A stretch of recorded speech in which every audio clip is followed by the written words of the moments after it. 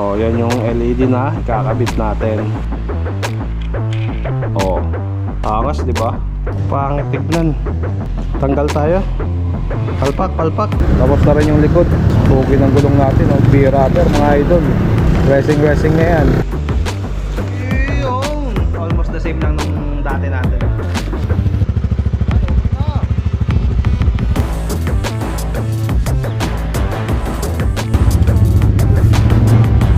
So, nabahala dyan, ha? So, yun na guys, ginawa na yung motor natin.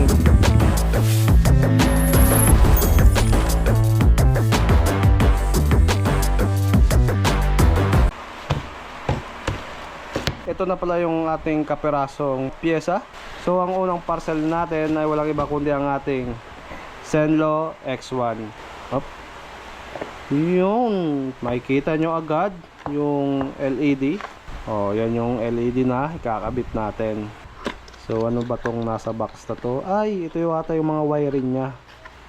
So ito guys, yung kasama sa box, yung mga tornilyo, tapos yung ano, basta itong wiring nya. Yan. May bakal din pala itong kasama guys, kaso nandun na pala sa ano, U-box ng motor. Hindi ko lang na ano kanina nabalik. So yan guys, Zenlo X1 ang ating unang pyesa. And pangalawa nating pyesa, ano kaya to?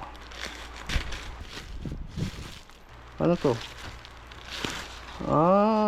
Okay, yung ano pala to guys, yung cellphone holder. Akala ko nung una guys, Motowolf to, hindi pala. Pero okay lang yan, let's see.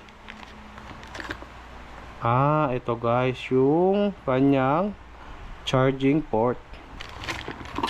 Ayun. Motolife pala to, Motolife, hindi Motowolf. Ito, ano to?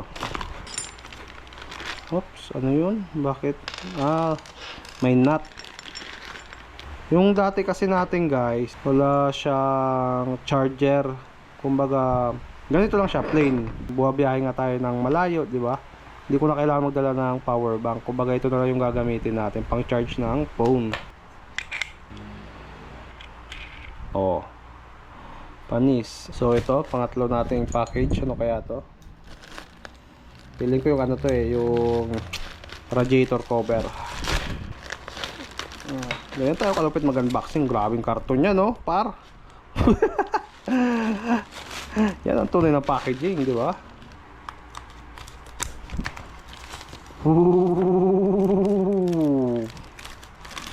So ito yung ating CB 150X na radiator. Okay din pala to guys sa ano personal. Nung tinignan ko kasi sa picture, parang ang pangit. Yun. May kasama na rin siyang double-sided tape. Angas, di ba? Oh, panis mga idol. And ito na yung last parcel natin guys. Ano kaya to? Kalimutan ko na.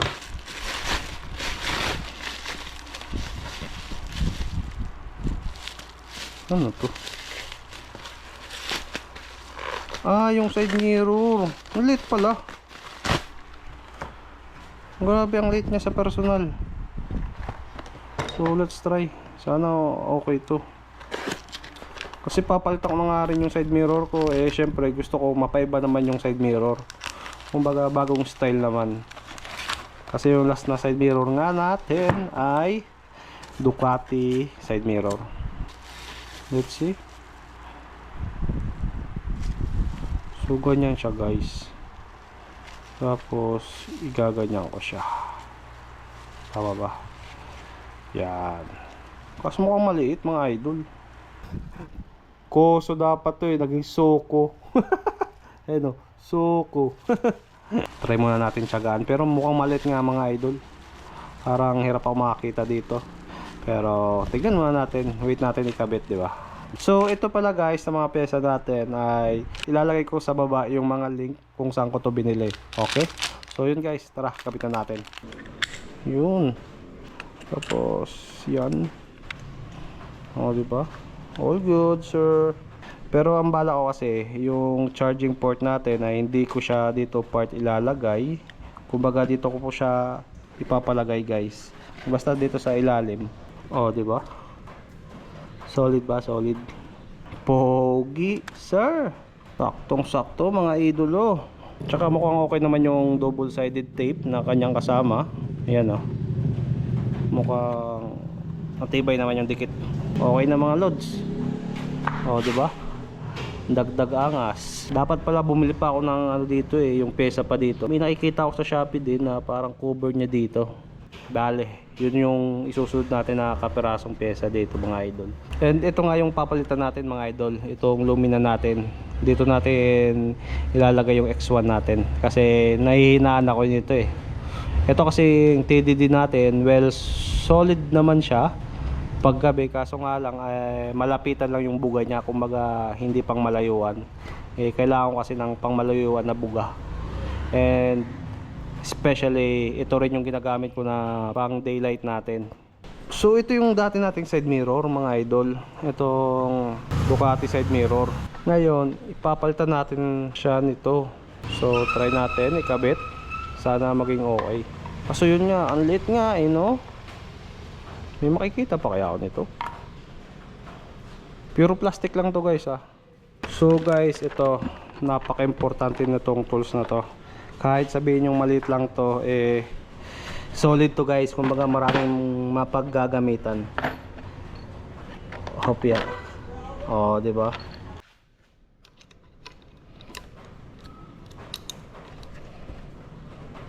Tigas ah. Yun.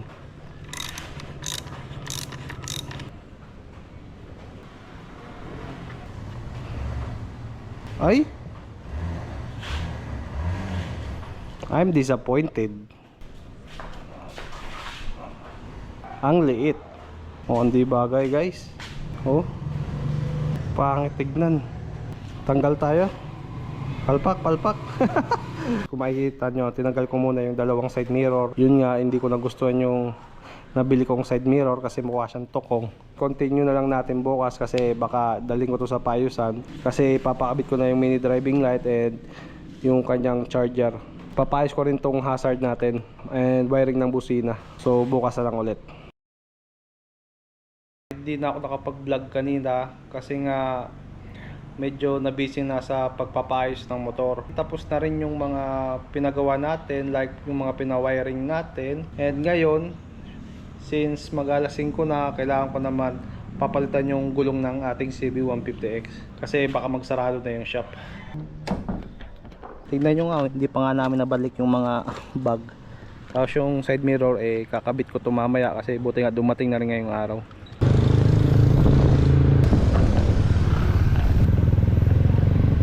Yun, sakto lang papagawa. Posing, papakabit. Tali pa ng aso yung gamit natin no? So nabaklas na yung gulong natin mga idol. Ayan na, tinitira na ni kuya. Takal mapudpud talaga pag unahan no? Pero baka iwan ko na to o hindi ko alam, baka daling ko pa rin. Baka sakali may mangingay sa atin ng gulong eh, pwede natin ito mabigay. Yung size nito guys is 100 by 80 by 17. So dali na lang natin para if ever na may manginginga. So, smooth na smooth. Front wheel done. Next naman yung panglikod natin na gulong guys. Bilis lang magkabit ni kuya. Ito lang yung kagandahan sa motor natin kasi pag na-flat, mabilis lang siya baklasin guys. Hindi siya kailangan ng mga special tools. Kumbaga yung mga normal tools lang pwede na. Itong kasama. Ano? B-Rubber sponsor. Tapos na rin yung likod. All goods, all goods. Pogi ng gulong natin, oh. B-Rubber mga idol. Racing na yan. So guys, touchdown na tayo. Andito na tayo sa bahay. Nakabit na yung unahan natin na gulong at yung panglikodan natin na gulong. So all goods na yan. So ngayon, tirahin naman natin tong bagong side mirror natin guys na kakarating lang. Kasi nga kung naalala nyo nung nakarang araw palpak yung binili kong isang side mirror, kaya eto, game na ulit. Another unboxing series mga idol. Oh, di ba? Ito medyo okay to guys. So yan, Ducati side mirror mga idol. Episode 2 unboxing. Di ba ang layo ng box nito kaysa nung una? Sobrang liit. Ito medyo malaki guys. Yun! Almost the same lang nung dati natin. Yan o. Kita nyo. Diba? Pareho lang ng dati.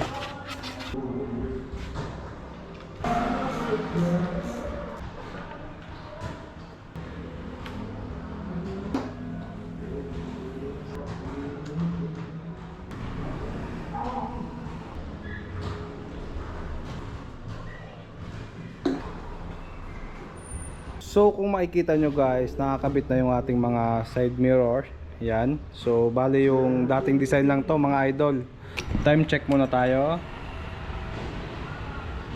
Okay, it's already 5:35 in the afternoon. Bali kasi ang mangyayari aayusin din natin yung tutok ng ilaw na to para maganda yung brightness niya mamayang gabi. So hintayin na lang natin maggabi bago natin isa-isahin yung mga pyesa na ating kinabit ngayon dito sa ating CB150X. So testingin na natin yung ilaw guys para all goods, all goods. Baba oh. Hindi nga pantay yung ilaw.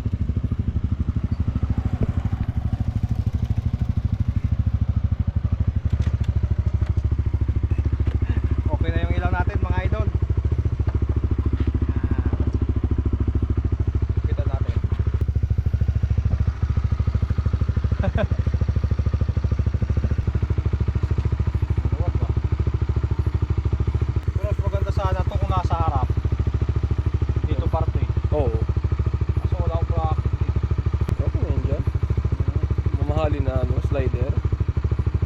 Hindi na, ayoko ng slider. Mamahina lang yun. Puta, bangga kung bangga.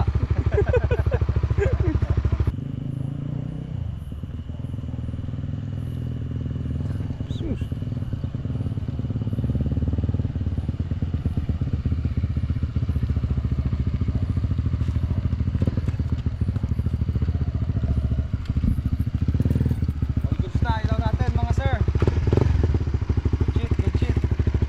Yan na yung CB natin guys, kompleto na.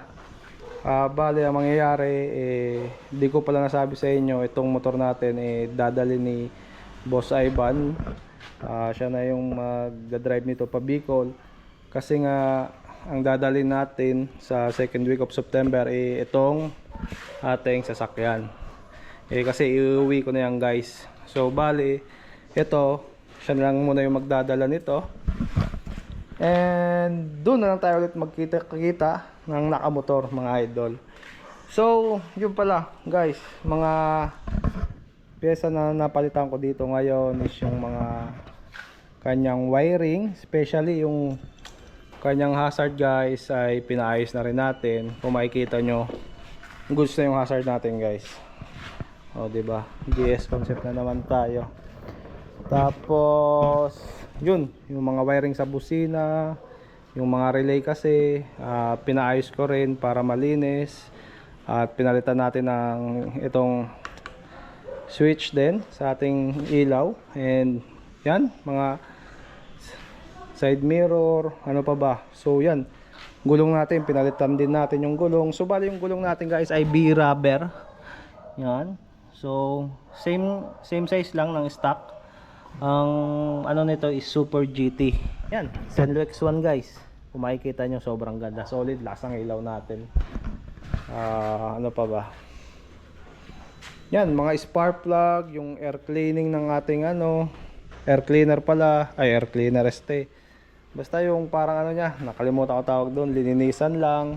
Pero may problema pa ako dito, yung kanyang bushing sa shock. Pero baka doon ko nito ipaayos sa Bicol.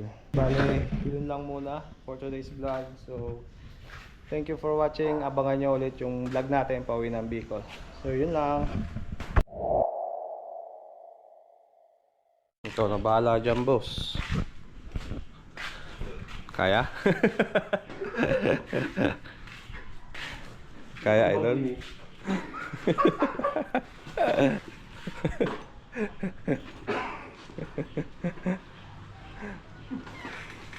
Yun. Oh. Ano, Brad? Ikaw na bahala dyan, ha? Chat-chat ka na lang, ha? Sige, bro. Ingat, ingat.